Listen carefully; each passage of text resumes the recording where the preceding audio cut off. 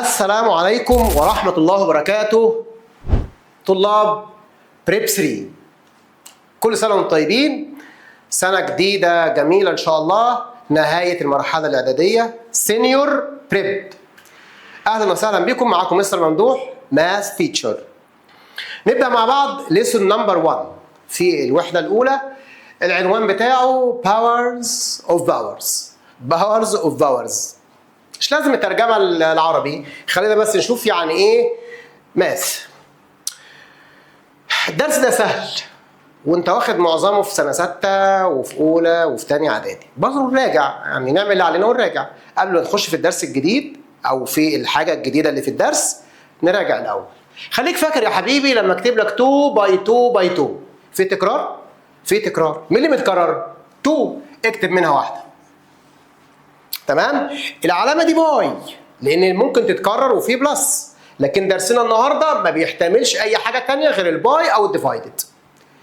ما ينفعش يجي فيه حاجة باي ما ينفعش يجي فيه حاجة بلس وماينس، كلها باي.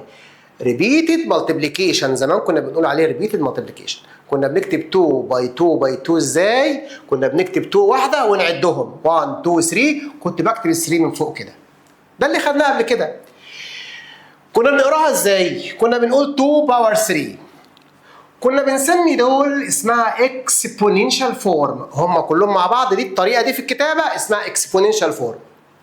طب والطريقه دي في الكتابه اسمها اكسباندد فورم. مستر، طب لو طلعنا الانسر بالكالكوليتور 2 باي 2 4، 4 باي 2 8، دي كنا بنسميها سمبلست فورم. يبقى اكسباندد فورم، سمبلست فورم او ستاندرد فورم، اكسبوننشال فورم. الرقم اللي من تحت كان اسمه ايه؟ بيس. والرقم اللي من فوق كان اسمه باور او اكسبوننت. والله واخدين الحاجات دي يا اولاد السنه اللي فاتت في او يمكن 6 ابتدائي. طيب يا مستر، لو جاب لي ووردز 2 سكويرد كنا ازاي نكتبها في الاكسبوننشال فورم؟ كنت بكتب 2 ومن فوق كده باور 2.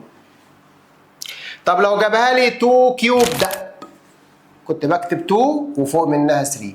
يبقى سكويرد يعني باور 2، كيوبد يعني باور ايه؟ باور 3. سهل الدرس؟ ما احنا لسه ما دخلناش في الدرس. تعال نشوف الملاحظه الثالثه. بيقول لي لو انت عندك بقى اكسبوننشال فورم وفكها لي. يعني ايه 2 باور 3؟ يعني 2 باي 2 باي 2. الانسر كام يا بطل؟ 8، لسه واخدينها حالا.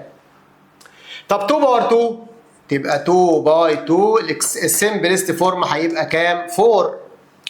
طب 2 باور 1 يعني 2 مره واحده بس، يبقى السمبلست فورم بتاعها 2. طب يا مستر، انت نزلت من هنا لهنا، صغرت بقيت صغير، ونزلت من هنا لهنا بتصغر كل مره، الانسر بيصغر 8 4 2. اللي بيصغر عندنا ويكبر في الدرس ده اللي بيصغر الديفايدد واللي بيكبر الباي. ال8 بقت 4 عملنا لها ديفايد كام؟ 2. برافو. ال4 بقت 2 عملنا لها ديفايد كام هي كمان؟ 2. يبقى لو انا عايز ابدا من 2 باور 3، 2 باور 2، 2 باور 1، يبقى اللي عليها الدور مين؟ 2 باور 0. عايز اجيب الانسر يبقى اعمل 2 باور 2 ديفايد 8 ديفايدد 2 يبقى 4.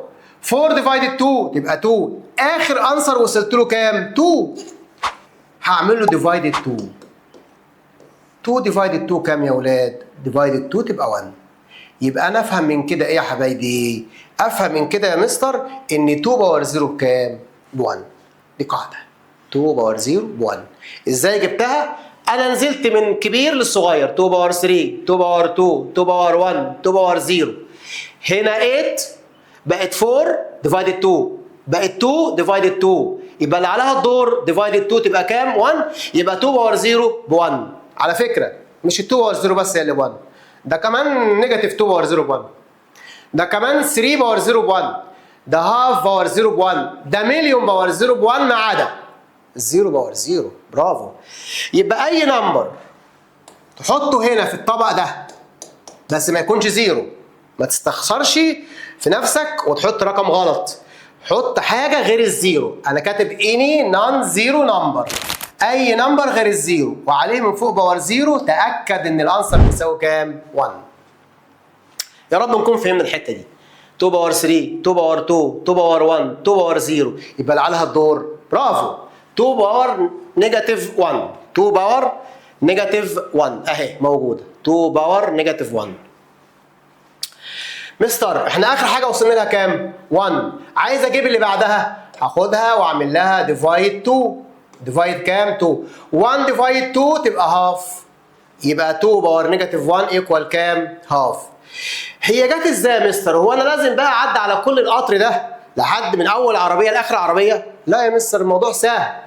لما يبقى عندي 2 باور نيجاتيف 1 احلها ازاي؟ 2 دي هنعتبرها معاها 1 من تحت منها.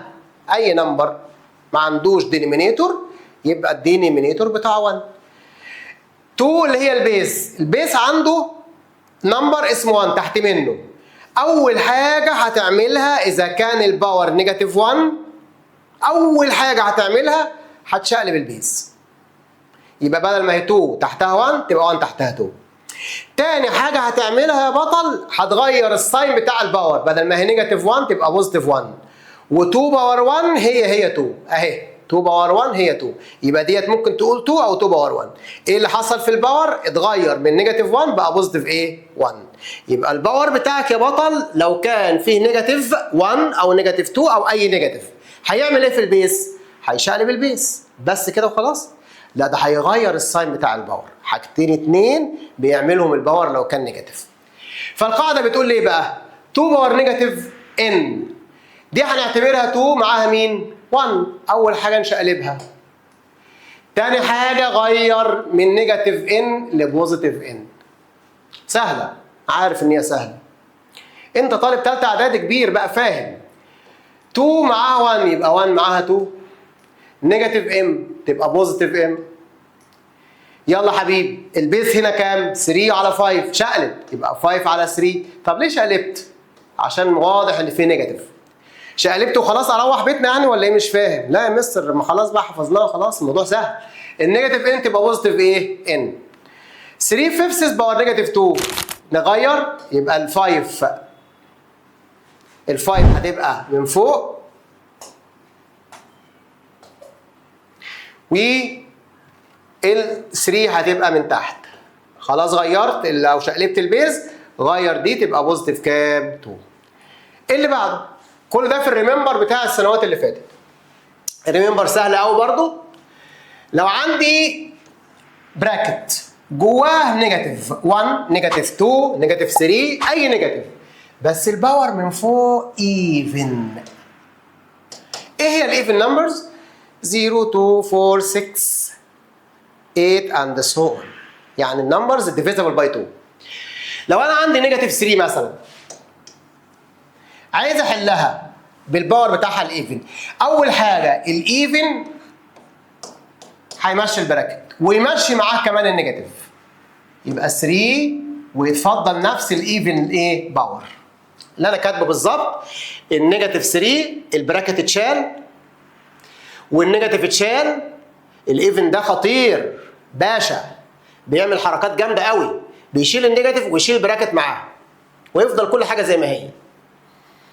يموت كل حاجه ويفضل هو اللي عايش. زي ايه يا مستر؟ نيجاتيف 3 باور 4 هنشيل النيجاتيف هنشيل البراكت اكتب 3 باور 4. تمام. عايزها بقى نفكها له ونحولها الى سمبلست فورم. هنفكها له بالكالكوليتور او هنعمل لها اكسباندد فورم. 3 تايمز 3 9 3 تايمز 3 9 9 تايمز 9 81. نمبر 5 ايه بقى اللي هيحصل لو نفس المشكله قابلتني بس الباور بتاعي اود؟ ايه هي الاود نمبر؟ اللي هي مش ايفن. الايفن 0 2 4 6. اللي مش ايفن بقى 1 3 5 7 اند سو اون. تمام؟ بيعمل ايه بقى ابن الايه ده؟ اول حاجه بيعمل البراكت مش بيشيله، خليه زي ما هو ويكتب النمبر من غير نيجاتيف بس يخرجه بره. يبقى الايفن بيشيل البراكت ويشيل الايفن معاه ويشيل النيجاتيف. اما الاود بيخرج النيجاتيف اللي بره ويفضل كل حاجه زي ما هي. سيم باور. او سيم اكسبوننت. تمام. مساله صغيره. اول حاجه الباور بتاعك من انهي نوع؟ من النوع الاود، يبقى هيخرج النيجاتيف لبره. خرجت بره، اكتب كل حاجه زي ما هي، البراكت والبيس والباور. اتفقنا يا ابطال؟ اتفقنا يا مستر. ايه الجديد بقى النهارده؟ الجديد لما يكون عندي براكت جوه منه بيس وباور، وبره البراكت فيه باور تاني، يبقى ال3 دلوقتي طالع لها كام باور؟ باور من جوه وباور من بره. هنعتبر ما خدناش لسه القاعده، ماشي، ما خدناش القاعده. طب ما تيجي نحلها بطريقه اولى اعدادي وسته ابتدائي. تعال نحلها. اي حاجه في الدنيا باور 4 مستر نكتب نفس الحاجه ونكررها 4 مرات.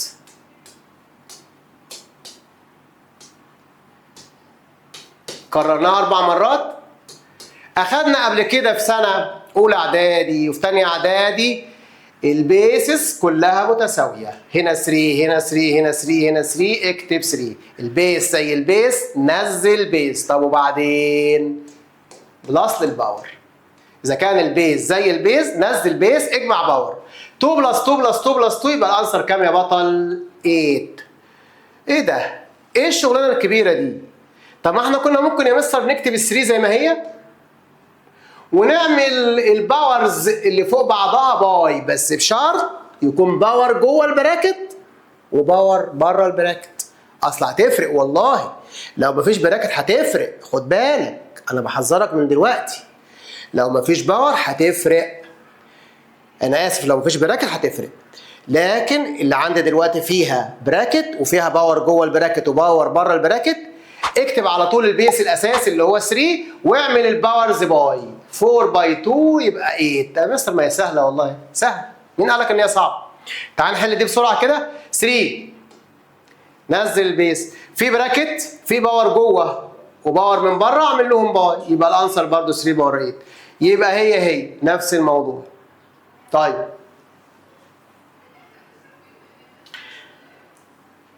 تعال نشوف مسألة صغيرة. جايب لي براكت كبير وجوه منه 2 باي 3 باي 5، والباور المشترك معاهم كلهم هو مين؟ ال4. نعمل ايه؟ قطع يا مستر. 2 لوحدها، 3 لوحدها، 5 لوحدها. قطعت خلاص؟ نزل ال4 على كل واحد لوحده. بس خلاص، انا مش عايز غير كده. توزع الباور على البيسز الموجوده.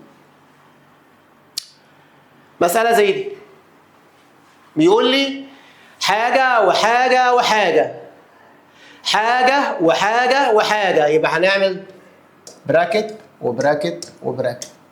كل حاجة هتيجي جوه براكت لوحدها. 2 باور 5، 3 باور 2، 5 باور 8. خلصت يا بطل؟ يعني مش قوي، لسه ما خلصتش. الباور 4 هنزله على كل براكت لوحده.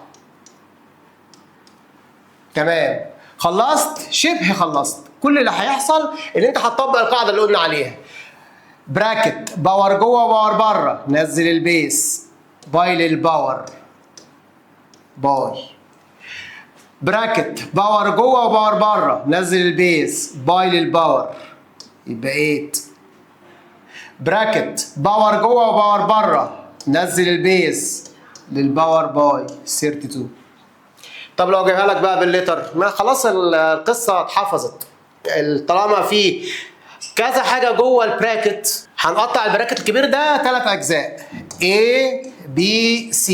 قطعنا خلاص، نزل الباور على كل واحد لوحده اهو يا مستر. خلاص بقت محفوظه، ما بقاش فيها اي مشكله. طيب مساله زي دي، ادي حاجه وادي حاجه وادي حاجه، كل واحد في بيت لوحده اهو. ال2 لوحدها اهلا، A باور 4 لوحدها اهلا، B باور 3 لوحدها اهلا اهلا. الباور المشترك اللي بره خالص 5، يبقى هنا 5 وهنا 5 وهنا 5. شبه خلصت يا مستر، شبه خلصت. تعالى بقى نعمل ايه؟ ال2 ما عندهاش غير باور واحد بس، يبقى 2 باور 5 باي باي، عشان البراكتس دي بجيب لها باي. بيس وباور جوه وباور بره، يبقى نكتب البيس ونعمل باي. 4 باي 5 20 باي. بي وباور جوه وباور بره، نزل البيز واعمل باي للباور 3 باي 5 15 وكده خلصنا. اللي بعد كده جايب لي حاجات سريعه خدناها وراجعت عليها في الورق اللي فات او البيبر اللي فات. ايه هنا ايه هنا ايه، نزل ايه، هنا ام وهنا ان، اجمع يبقى ام باور ان. تمام يا مستر؟ تمام يا مستر. طيب لو جاب لي مساله صغيره زي دي كده 5 اكتب 5 3 و4 اجمع، يبقى امتى بنعمل بلس للباور؟ لما يكون في باي في البيسز. 3 بلس 4 كام؟ 7. افرض عكس. عكس يعني ايه؟ يعني قال لي A باور M بلس N ايكوال A باي A. بسيطة يا مستر. يعني القاعدة الأساسية A باي A وجايب لي الام والان وانا اعمل لهم بلس. هنا العكس، جاب لي الاي باور ام بلس ان وانا اعكسها احولها لاصلها. هتكتب الاي مرتين، كتبت الاي مرتين وكل واحد من دول ينزل على واحده منهم، ام على الاي الاولى وان على الاي الثانيه. خلصنا؟ يبقى البلس في الباور باي في البيز. طب في الديفايدد هنا A وهنا A لازم يكونوا زي بعض، نزل A. هنا M وهنا N هنماينس الباور من بعضيه، M ماينس N. مسألة صغيرة 8 وبينهم ديفايدد، اكتب 8 10 وماينس 6 ايكوالز 4 يبقى 8 باور 4. اعكس يا مستر. نعكس يعني ايه؟ يعني لو جه لي كومبليت A باور N او M ماينس N ايكوال كام ديفايد كام؟ كام؟ ديفايد كام؟ خد بالك الماينس في الباور بيتحول لديفايدد في البيزس. هنكتب الايه مرتين. هنكتب الايه مرتين ونكتب على الاولى ام ونكتب على الثانيه ام. تمام؟ ناخد مساله تاني اهيت، التطبيق مباشر على الاولى والثانيه.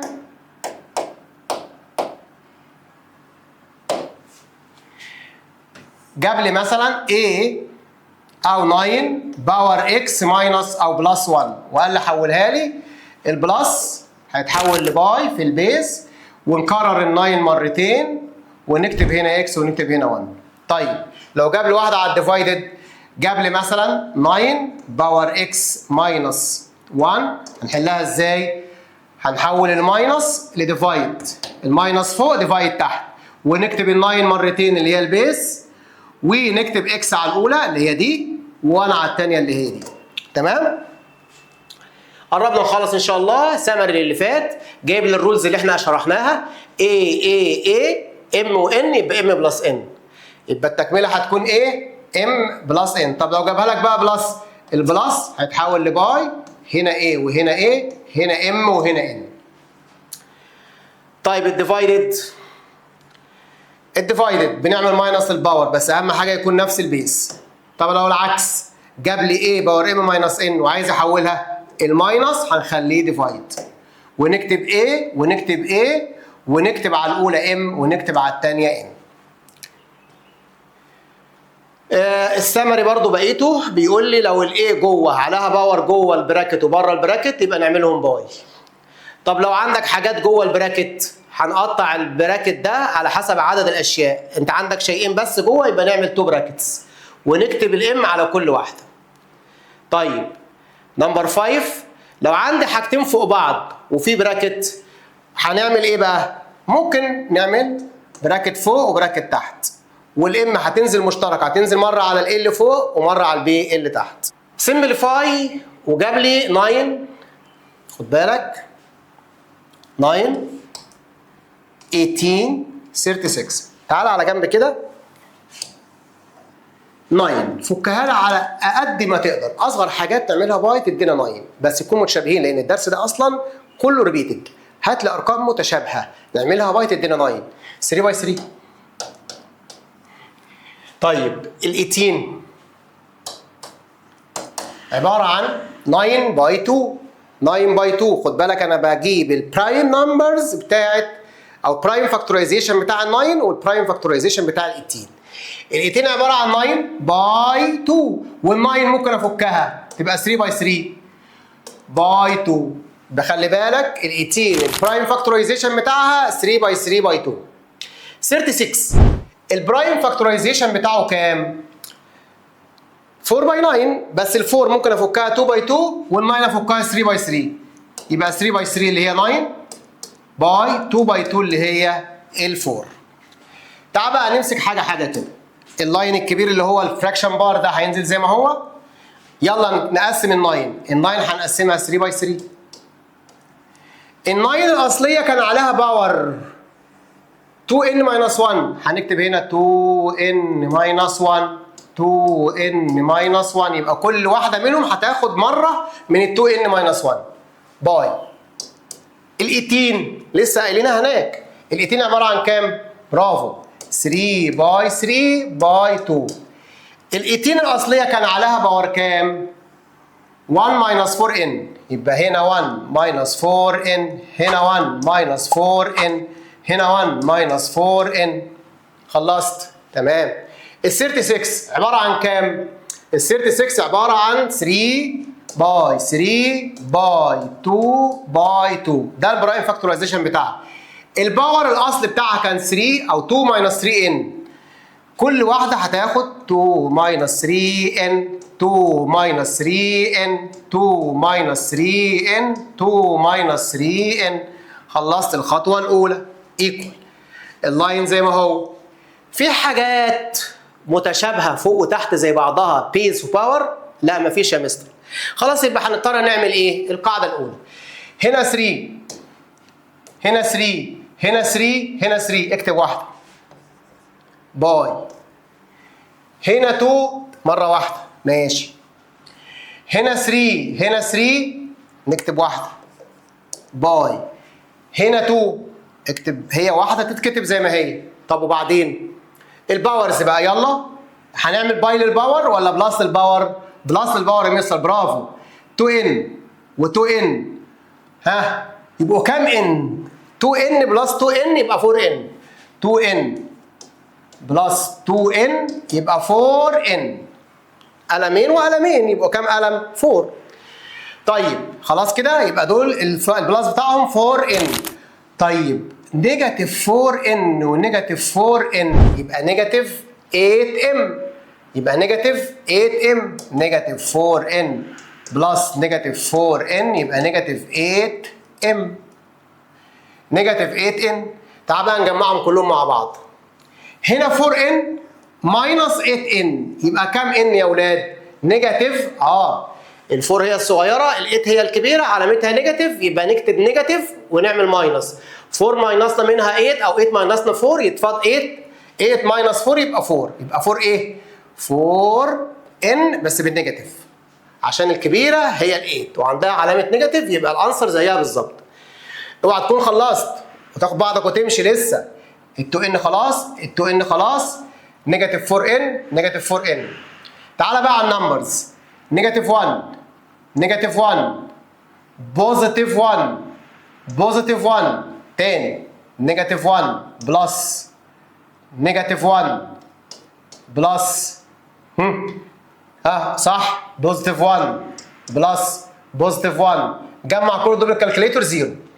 نيجاتيف 1 ونيجاتيف 1 ونيجاتيف وبوزيتيف 1 وبوزيتيف 1 يبقى دول كلهم زيرو مش هنكتبهم على الباور ده. كده خلصنا من مين؟ من السريهات اللي موجوده دي. 2 ما عندهاش حد قريبها او زيها يبقى ينزل زي ما هو الباور 1 ماينس 4n. تمام. السريهات اللي تحت زي ما عملنا في السريز اللي فوق هنعمل في اللي تحت. اللي تحت عباره عن ايه؟ نيجاتيف 3n نيجاتيف 3n نيجاتيف لا يا مستر دي مش تبعنا احنا اخرنا عند 3. نيجاتيف 3n ونيجاتيف 3n لما نجمعهم مع بعض نيجاتيف 3n بلس نيجاتيف 3n وقلنا عملنا بلس ليه؟ عشان في باي. هنجمع الاثنين مع بعض نيجاتيف 3n ونيجاتيف 3n يبقى نيجاتيف 6n. النمبرز بقى خلصنا الحروف خش على النمبرز. 2 بلس 2 يبقى كام؟ بوزيتيف 4. تمام. 2 باي 2 كتبنا 2 يبقى هنعمل بلس للباور نيجاتيف 3n نيجاتيف 3n يبقى نيجاتيف 6m نيجاتيف 6n. بوزيتيف 2 وبوزيتيف 2 يبقى بوزيتيف كام؟ 4. خلصنا يا مستر؟ لا والله لسه. في حاجات متشابهه مع بعضها بس بحاجه فوق وحاجه تحت. هنا 3 هنا 3 اكتب 3 واحده فوق واحده تحت يعني ديفايدد، يبقى الباور هيحصل لها ايه؟ ماينس دي ماينس دي، واستعمل الكالكوليتور بتاعك واكتب عليه نيجاتيف 4 ماينس نيجاتيف 6. نيجاتيف 4 ماينس نيجاتيف 6 يبقى الريزلت بوزيتيف 2. بوزيتيف 2 ايه؟ ان. بوزيتيف 2 ايه؟ ان. خلصت؟ لسه انا بعمل ماينس. هنا في رقم؟ لا مفيش. هنا في رقم 4. عايزين نعمل اللي مفيش ده اللي هو 0 يعني 0 ماينس 4 يبقى نيجاتيف 4. كده خلصنا 3. باي. 2 2 يبقى هناخد 2 واحده بس واحده فوق واحده تحت يبقى هنعمل ماينس. برافو. ابدا بالحروف. نيجاتيف 4 ان ماينس نيجاتيف 6 ان يبقى كلهم مع بعض قد ايه؟ بالكالكوليتور نيجاتيف 4 ماينس نيجاتيف 6 يبقى بوزيتيف 2 ايه؟ ان. خلصت الايه؟ خلصت الليترز. خش على النمبر. 1 بوزيتيف ماينس 4. 1 ماينس 4 بكام؟ بنيجاتيف 3. ادي السمبلست فورم بتاع المساله. عاوزك بقى تقف الفيديو يا شاطر وتبدا تحل المساله من الاول، ولو غلطت في خطوه عادي وارد، انت طالب يعني ما انتش مدرس. اغلط ابدا تاني شوف الفيديو حل لوحدك. كل ما تحل لوحدك كل ما تكتسب خبرات ان شاء الله وغلطاتك تقل. المساله اللي بعد كده كومبليت. جايب لي براكت وباور من جوه باور من بره. هنعمل فيهم ايه؟ الباورز هنعمل باي. 2 باي نيجاتيف 3 بكام؟ بنيجاتيف 6. عايز تسيبها كده براحتك، عايز تعملها سمبليفاي زي ما خدنا في الرول الثالثه. بتقول ايه؟ اذا كان الباور نيجاتيف شقلب البيز. البيز هنا اكس ومعاها 1 يبقى 1 معاها اكس بس وخلاص؟ لا لازم نغير الباور. بوزيتيف 6. اللي بعدها نمبر 2 اكس عندها باور جوه البراكت وباور بره البراكت يبقى هنعملهم باي. 1 باي نيجاتيف او نيجاتيف 1 باي 2 نيجاتيف 2. عايز تحلها او تسيبها زي ما هي سيبها. عايز تخليها في السمبلست فورم هتكتب 1 اوفر اكس وتبقى بوزيتيف ايه؟ 2. تمام؟ طيب لو جاب لي مساله زي دي وقال لي اعملها سمبليفاي بسيطه خالص. هنحل دي لوحدها يا مستر. ما هي اللي فوق دي هي دي اللي فوق. هنكتب الاكس ونعمل باي. 2 باي نيجاتيف 3 كام يا اولاد؟ نيجاتيف 6 باي. ده البراكت الاول. الاكس دي هنكتبها ونعمل الباور باي. نيجاتيف 1 باي 2 طبعا من الكالكوليتور نيجاتيف ايه؟ 2. اوعى تفكر ان انت خلصت. طول ما البيسز بتاعتك ايكوال لبعضها نزل بيس واحد. اذا كان البيس زي البيس نزل بيس اجمع باور. نيجاتيف 6 بلس نيجاتيف 2 بالكالكوليتور يطلع نيجاتيف 8. عايز تعملها سمبليفاي وماله؟ يبقى 1 اوفر اكس باور بوزيتيف 8. ما زلنا في الكومبليت. نمبر 4 بيقول لي اكس باور نيجاتيف 3 باي اكس باور نيجاتيف 4. مفيش براكت مفيش باور فوق الباور. اذا كان البيز زي البيز اكتب البيز اجمع الباور. نيجاتيف 3 بلس نيجاتيف 4 نيجاتيف 7. اسيبها كده زي ما هي ماشي. اعمل لها سمبلست فورم ان انا اقلب البيز واغير الساين بتاع الباور برضو براحتك. المساله اللي بعدها سمبليفاي. هنعمل ايه بقى في السمبليفاي ده؟ اول حاجه هنعمل سمبليفاي للبراكت الاول. البراكت الاول فيه اكس باور جوه وباور بره هنعملهم باي يبقى نيجاتيف 6 باي. البراكت الثاني فيه اكس وباور جوه وباور بره هنكتب الاكس ونعمل باي يبقى نيجاتيف 2. الاكس اللي من تحت زي ما هي باي والاكس اللي من تحت الثانيه زي ما هي. المساله كلها البيسس متشابهه. هنا اكس هنا اكس هنا اكس اسف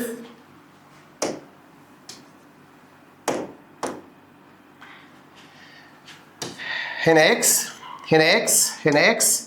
اريحك خالص لو كل البيسز بتاعتك فوق وتحت اكس اكتب اكس واحده واكتب اللي فوق بنفس الساين. نيجاتيف 6 نيجاتيف 2 واللي تحت بعكس الساين. اللي فوق بنفس الساين واللي تحت بعكس الساين. عكس الساين بتاع نيجاتيف 3 بوزيتيف 3. عكس الساين بتاع النيجاتيف 4 بوزيتيف 4. اكتب ايكوال بتاعتك الجميله والاكس. يلا نجمع مع بعض بالكالكليتور. نيجاتيف 6 ماينس 2 نيجاتيف 8 نيجاتيف 8 و7 يبقى نيجاتيف ايه 1.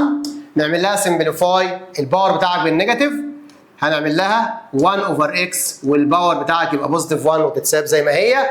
ملحوظه صغيره، تقدر تعمل 1 ديفايدد 0؟ لا يا مستر ما اقدرش، فوربيدن. يبقى الاكس ديت تنفع تبقى اي نمبر ما عدا مين؟ الزيرو. اخر حاجه تشوز وجايب لي 2 باور اكس ده فاليو ايكوال 5. في حاجه بيقول لي اسمها 2 باور اكس البرايس بتاعها ب 5. طب لو عندي حاجه في نفس المكان والبرايس او ال 8 باور اكس يبقى البرايس بتاعها بكام؟ الفكره كلها وشطارتك فين بقى؟